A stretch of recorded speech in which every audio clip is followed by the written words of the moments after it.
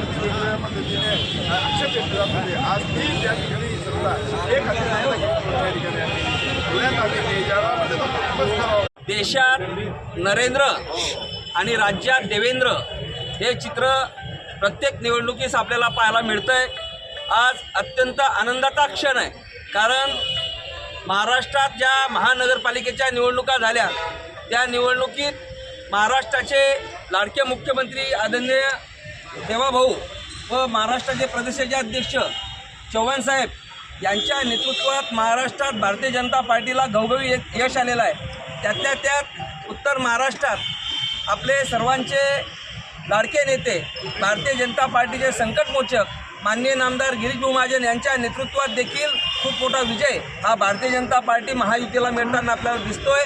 खरं तर जळगावला एक हाती सत्ता मिळवत असताना नाशिकच्या संदर्भात ज्या चर्चा वावट्या विरोधक उठत होते त्या गिरीश भाऊंच्या नेतृत्वात सगळं खोळल्या गेलं.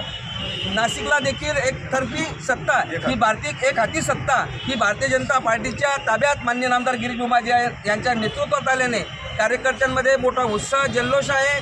मी संपूर्ण महाराष्ट्राच्या मतदारांना, विशेष करून जळगाव जिल्ह्यातील मतदारांचं, नाशिकच्या मतदारांचं विशेष आभार मानेल की त्यांनी पुन्हा एकदा राज्यातल्या मान्य नेतृत्वाला म्हणजे देवाभाऊ असतील, आपले प्रदेशाचे अध्यक्ष रविदादा चव्हाण असतील आणि उत्तर महाराष्ट्राचे नेते माननीय नामदार गिरीश भाऊ असतील यांच्या नेतृत्वावर विश्वास ठेवला आणि भारतीय जनता पार्टी आणि जिथे जिथे महायुतीची युती होती त्या सगळ्या उमेदवारांना मोठ्या फरकाने निवडून दिलं.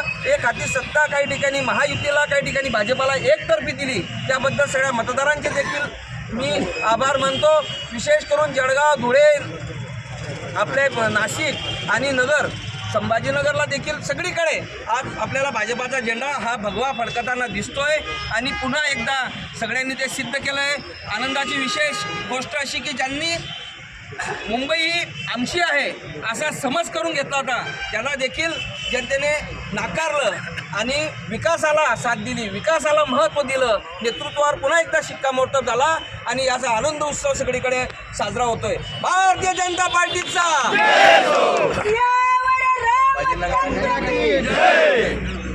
ओके.